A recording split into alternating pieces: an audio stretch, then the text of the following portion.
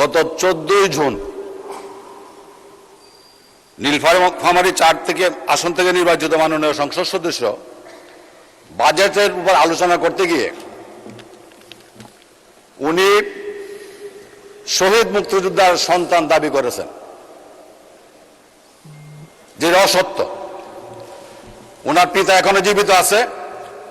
এটা স্যার মাননীয় স্পিকার সংসদ কার্য বিবরণীতে এই বিষয়টা অন্তর্ভুক্ত হয়ে গেছে ইতিমধ্যেই।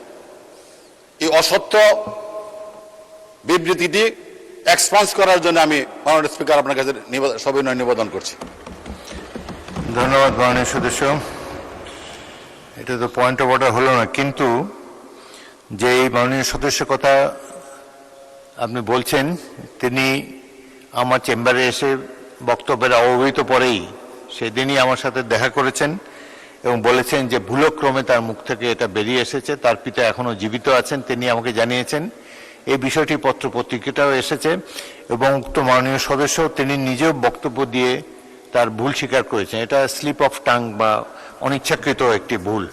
সুতরাং এটিকে সংসদের কার্যবিবরণী থেকে এক্সপাঞ্জ করা হবে।